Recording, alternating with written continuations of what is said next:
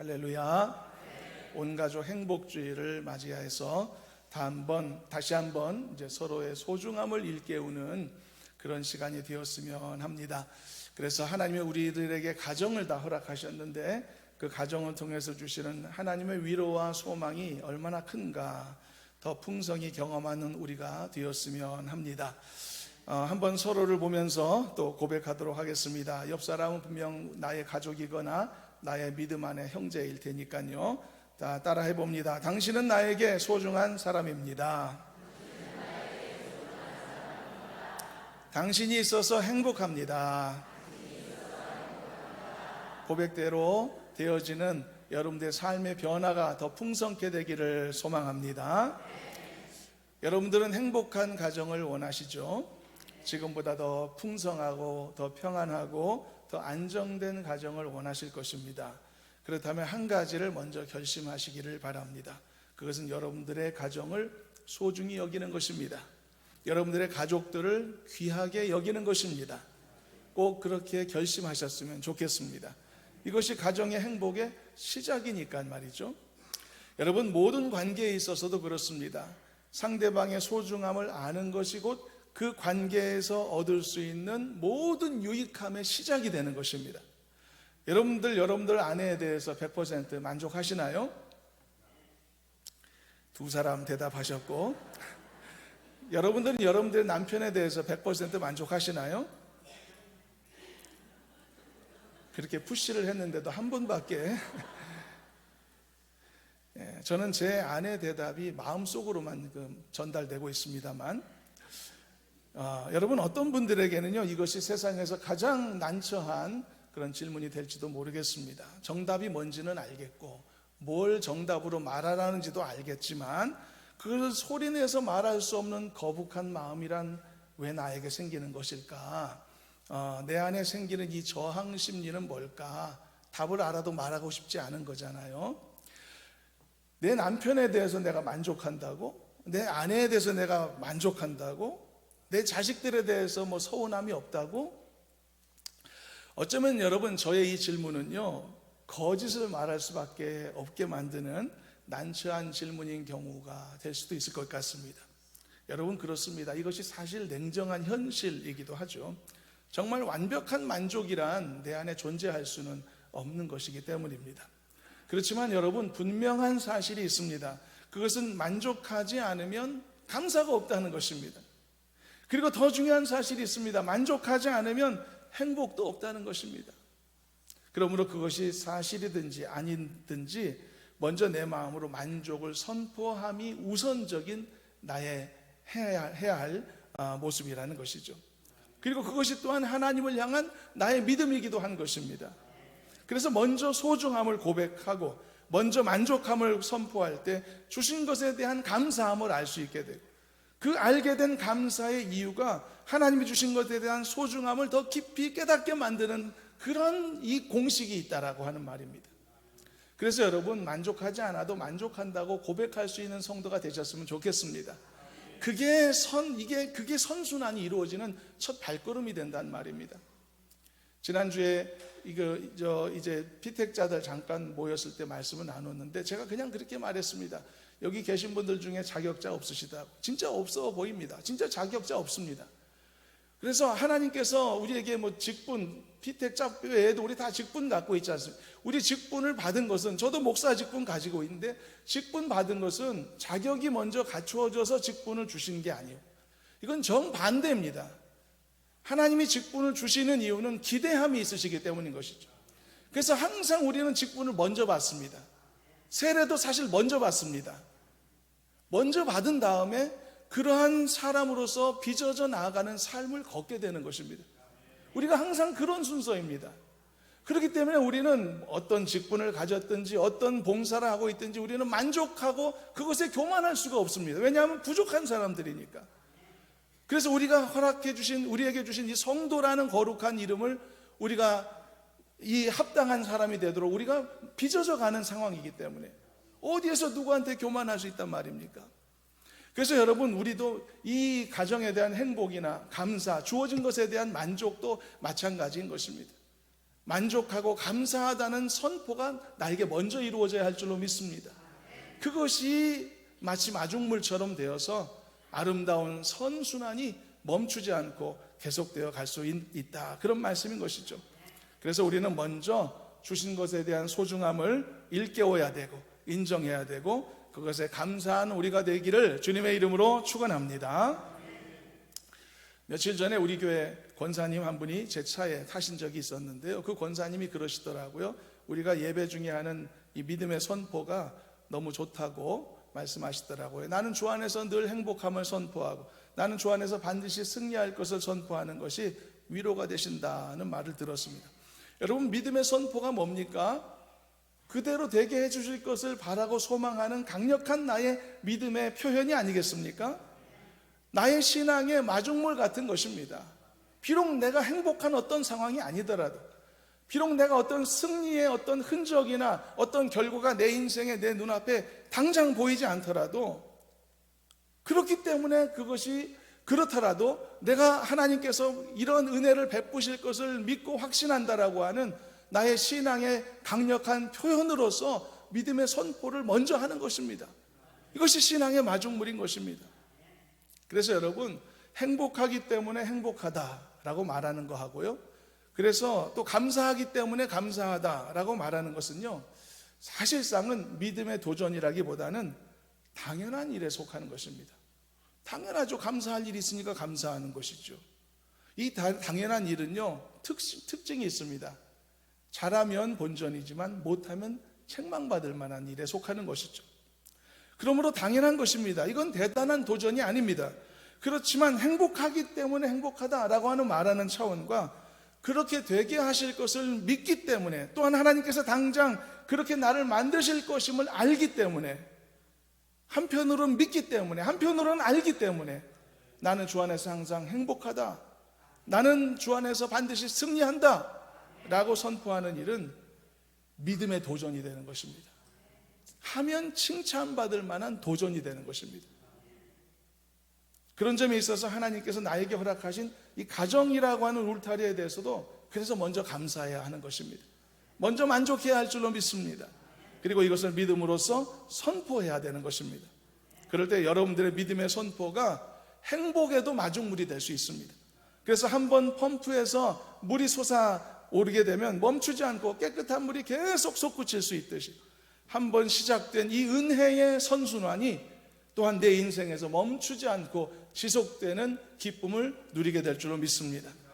사랑하는 여러분, 하나님이 나에게 허락하신 가정이기 때문에, 또한 하나님이 나에게 허락하신 부모이고 자녀이고 아내이고 남편이기 때문에, 그리고 넓게 보면 하나님이 허락하신 우리 교회이며 우리 성도 형제 자매들이기 때문에 이 소중한 존재들을 나에게 허락하신 하나님 앞에 감사하시기를 바라고, 그들을 통해서 나에게 부어주시는 더 좋은 것들을 더 풍성하게 기쁨으로 누리며 살아갈 수 있는 행복한 사람들 되시기를 주님의 이름으로 축원합니다. 감사는요, 주어진 조건이 아니라 만들어지는 해석이다, 그런 말이 있습니다.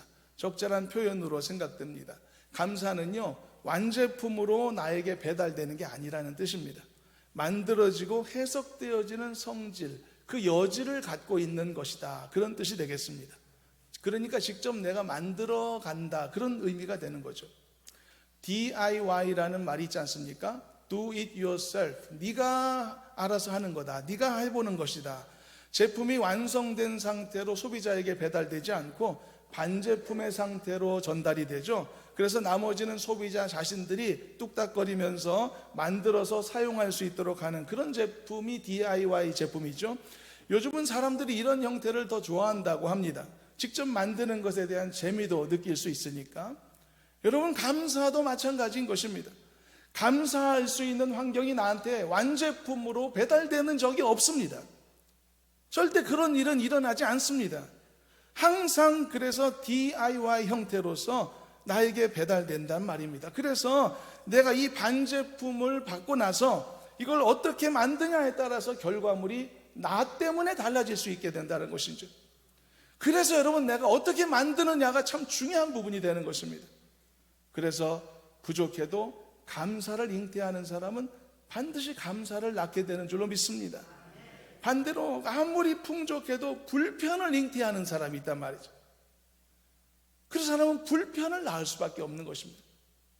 거기에서 벗어나질 못하는 것입니다. 내 안에서 잉태된 것이 내 밖으로 나오는 것은 당연한 이치가 아닐까요? 그래서 여러분, 주어진 조건이 충족되었을 때 비로소 감사할 수 있다라고 생각하는 사람은 평생 감사 못하고 살게 되어 있습니다. 왜냐하면 누구도 자신이 정한 그런 기준에 따라서 주어진 조건을 충족시켜줄 존재는 세상에 아무도 없기 때문이죠. 여러분들이 얼마나 돈이 많아야 돈에 대한 조건이 충족될 수 있을까요? 여러분들의 아내가 얼마나 잘해줘야 아내에 대한 기대 조건이 만족될 수 있을까요? 남편이 얼마나 대단한 사람이 되어야 여러분들이 됐다라고 할 수 있을까요? 자식들이 또는 부모들이 얼마나 훌륭한 사람이 되어야 여러분들의 성에 찰 수 있을까요?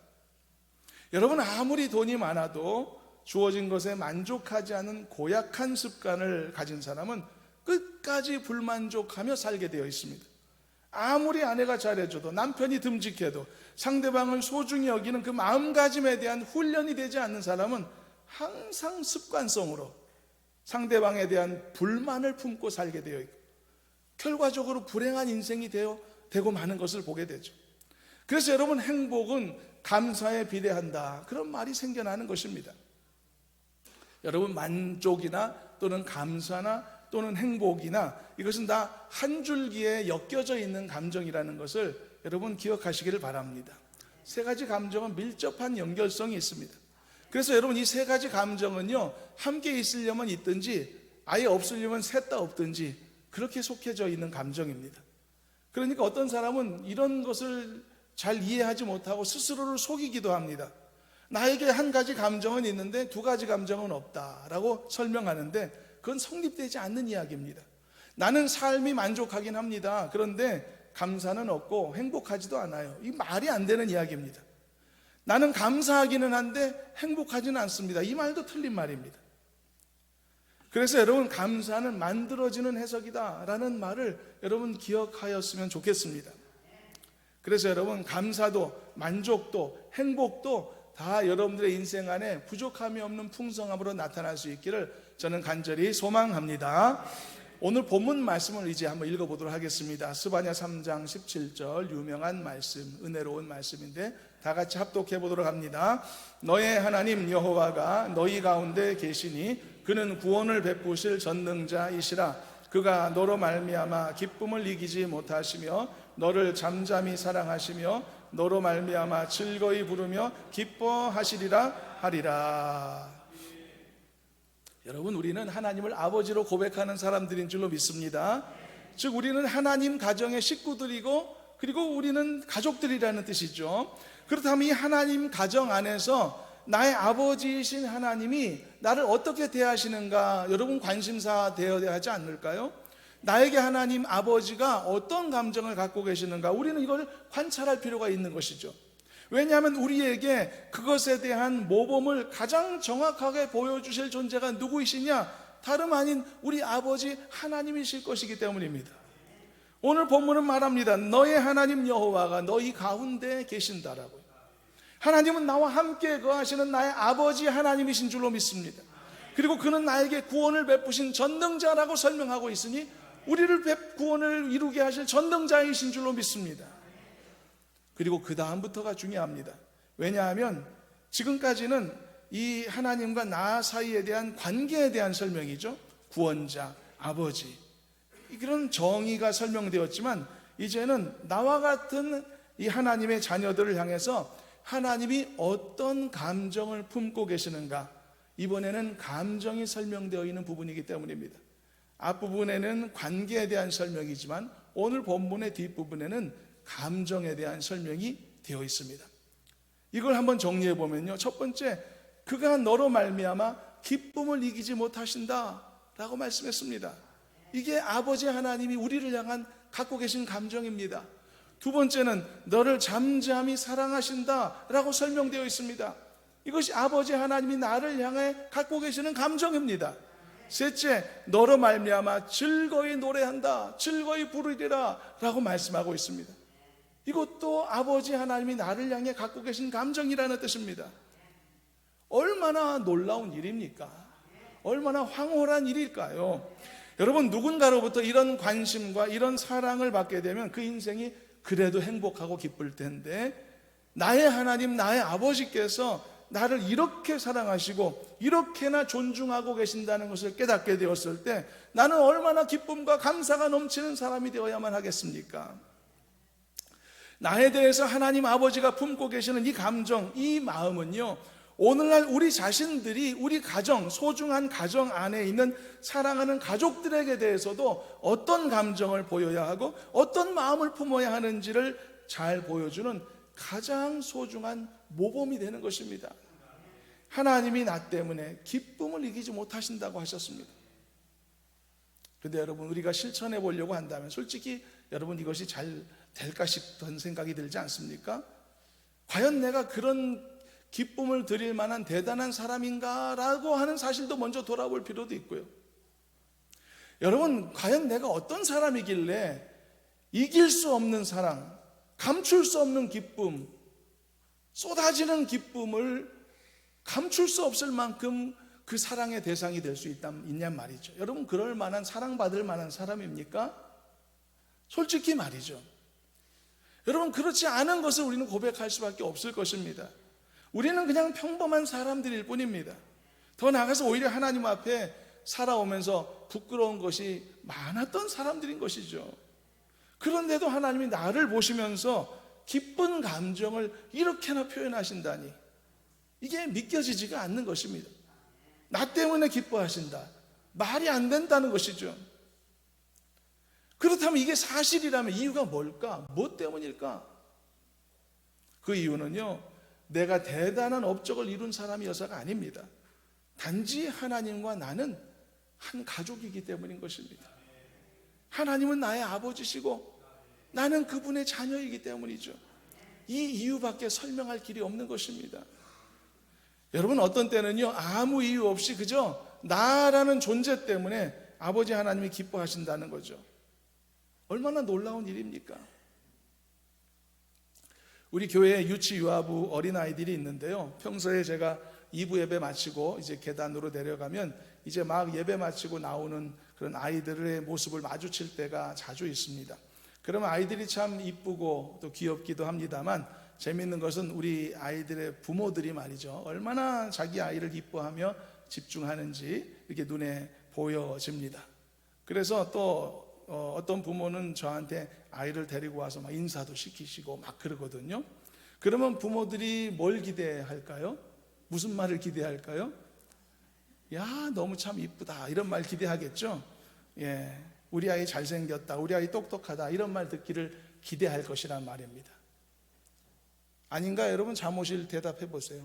맞잖아요, 그죠? 그런 기대를 한단 말이죠. 어떤 부모들은요, 부모님은 저한테 와서요, 우리 아이가 목사님 팬이에요까지 얘기하더라고요.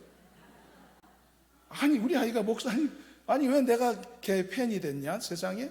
어쩌다 그렇게 됐나? 이 얘기를 들어보니까 지난 코로나 기간 동안에 집에서 영상 예배를 한동안 드렸더니 영상에 나오는 제 모습에 아이가 익숙해져 가지고 마치 제가 TV에 나오는 연예인처럼 안다는 거예요. 뭐 좋습니다. 어쨌든 뭐 아무 이유 없이 여러분, 그렇게 나의 자녀가 사랑스럽고 좋고 귀하게 여겨지지 않습니까? 마찬가지다. 하나님도 정말 아무 이유 없이 그저 나라는 존재 때문에 기뻐하시는 감정을 갖고 계신다는 말이죠. 왜냐하면 나는 그의 자녀이기 때문이다. 이처럼 여러분, 가족이라는 한 가지 사실 때문에 서로를 대하면서 기쁨의 감정을 가질 수 있다면 그 가정은 행복한 가정이 되는 줄로 믿습니다. 자, 여러분, 진짜 한번 생각해 보십시오. 내가 하나님께 해드린 게 뭐가 있나? 뭘 대단한 걸 드려본 적이 있는가? 하나님이 해주시는 것 갖다 쓴 것밖에 없지 않습니까? 그리고 무슨 즐거워할 만한 일들을 해드렸을까? 전도를 많이 해 기뻐하셨을까? 헌금을 많이 해 기뻐하셨을까? 예배 잘 드려 기뻐하셨을까? 과연 자신 있게 말할 사람이 몇이나 될까? 여러분, 하나님의 기준이 얼마나 높은지 아십니까? 그 하나님의 기준에 맞춰서, 그 기준에 부합돼서 내가 하나님 앞에 정말 커다란 기쁨을 만족스럽게 드렸던 그런 상황이, 그런 경험이 과연 나에게 얼마나 있을까? 그런 상황은 있어 본 적이 없습니다, 사실. 그런데도 나로 말미암아 기쁨을 이기지 못하신다. 이것은 바로 하나님 가정에서 이루어지는 가족 사랑의 모습이기 때문에 그걸로는 외로는 설명할 수가 없는 것입니다. 그래서 여러분, 감사는요, 주어진 조건이 아니라 DIY, 만들어지는 해석이다라는 사실을 다시 한번 기억하셨으면 좋겠습니다. 그래서 하나님 아버지의 이 사랑의 모범을 배우셔서 여러분들도 여러분들 가정에서 이렇게 실천하며 살아가실 수 있기를 간절히 소망합니다. 조건을 따지면 누구도 만족하지 못합니다. 그래서 만족할 수 없는 인생은 불행할 수밖에 없죠. 그러면 여러분, 하나님이 허락하신 소중한 가정 안에서, 소중한 가족들 안에서 이제는 만족할 만한 감정을 일깨워내셨으면 좋겠습니다. 그래서 서로를 바라보며 기쁨의 감정을 일깨워낼 수 있었으면 좋겠습니다. 그래서 하나님이 보잘것없는 나를 보시며 기뻐하신다 하셨다. 우리도 그렇게 하는 실천의 삶이 있기를 간절히 소망합니다. 특별히 당부하는 것은 부모 자식뿐만 아니라 남편과 아내 사이에서도 꼭 경험하실 수 있으면 좋겠다 생각이 듭니다. 왜 이렇게 특별히 당부하냐면 잘 안 되는 부분이니까 그런 것입니다. 자식들에 대해서는 그래도 이 말씀이 실천될 수 있을 것 같은데 아내나 남편에 대해서는 좀처럼 엄두가 나지 않는 경우가 많지 않는가 생각됩니다. 아니, 어떻게 서로를 보면서 기쁨을 이기지 못할 정도냐? 그는 연애 때나 그래봤지 가능한 감정이냐? 그게 안 될 거란 말이죠. 봐줘서 데리고 사는 것만으로도 고마워해야지. 밥 차려주고 먹여주고 빨래해주고 감지덕지 해야 되는데 어디서 날 보고 기뻐하라고 하니? 나의 존재만으로도 고마워하라고. 이건 무슨 자신감이냐 생각이 될지도 모릅니다. 그래서 여러분, 참 힘든 부분이라는 생각도 듭니다. 하지만 그래서 우리가 이 말씀을 나누는 것 아닙니까? 힘드니까, 잘 안 되니까 다짐도 하고 결단도 하고 그러는 것 아니겠습니까? 그래서 어렵더라도 해보자라는 취지니까 이 도전을 그대로 우리 모두가 받으셨으면 좋겠습니다. 한번 따라해 보실까요? 어렵지만 해보자. 좀 다시 한번요. 어렵지만 해보자. 우리 옆 사람 보면서 말하겠습니다. 어렵지만 해보겠습니다. 예, 참 옆 사람 보니까 진짜 어렵다. 하기 어렵다. 그러니까 해보자. 예, 어려운 일이니까. 그러니까 우리가 믿음의 도전도 기쁘게 받는데 왜 삶에 내 유익이 되는 이 행복의 도전을 못 받겠습니까?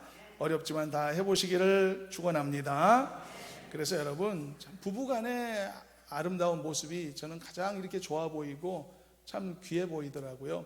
제가 몇 년 전에 그런 설교에서 그런 내용을 전했었죠. 태평교 이렇게 다니다가 보면은 항상 그 다리에서 이렇게 노 부부가 이렇게 그 휠체어에 앉아 계신 한 분과 또 간호하시는 한 분이 이렇게 다니시는 모습을 참 귀하게 보았다, 이런 이제 말씀을 한 적이 있었는데요. 그런데 바로 그 다음 주일에 우리 황영일 집사님이 말이죠, 그분들을 취재하셨더라고요. 그래가지고 가셔서 인터뷰 하셔가지고 지역 신문에 기고를 하셔서 내신 기사를 본 적이 있습니다. 그래서 참 귀하게 생각이 드는데요. 근데 요즘은 우리 황영일 집사님이 좀 신문에 나오셔야 되는 게 아닌가 생각이 들기도 하고, 누가 취재하시면 안 되나? 저는 우리 같은 아파트에 살아서 더 자주 뵙거든요. 이소색 원사님 두 분이 얼마나 이렇게 연로하심에도 불구하고 서로를 이렇게 돌보시고 이렇게 사랑으로 이렇게 인도하신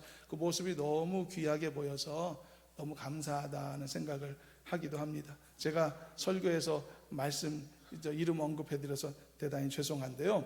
여러분, 내가 하나님 앞에서 정말 기쁨의 대상이 될 수 있는 존재가 될 수 있을까? 내가 하나님의 잠잠한 사랑을 받을 만한 자격이 있는 존재인가? 하나님이 나의 이름을 즐겁게 이렇게 부르실 만큼 나는 과연 자랑스러운 아들인가? 과연 자랑스러운 딸인가? 그렇지 못하단 말이죠. 그럼에도 불구하고 내가 하나님 아버지로부터 이런 감당할 수 없는 사랑을 받고 살고 있다면, 그렇다면 나는 어떻게 해야 될 것인가? 나도 역시 하나님 허락하신 나의 가족들을 향해서 이런 사랑을 줘야 되지 않겠는가? 이런 신뢰를 보여주고 이런 축복을 주는 그런 사람이 되어야 하지 않겠는가? 이것이 오늘 우리가 함께 나누고자 하는 말씀의 도전이었습니다. 감사, 만족, 기쁨이 가득한 가정이 되셔서 가정의 행복을 누리며 살아가는 우리 모두가 되어지기를 주님의 이름으로 축원합니다. 559장 2절 찬송을 마지막으로 같이 부르고 말씀을 맺겠습니다. 559장 2절.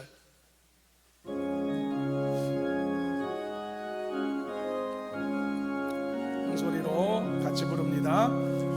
어버이 우리를 보이시고 동기들 사랑에 뭉쳐있고 기쁨과 서름도 같이 하니 한간에 조가도 천국이라. 고마워라 임마누엘, 예수만 섬기는 우리 집. 고마워라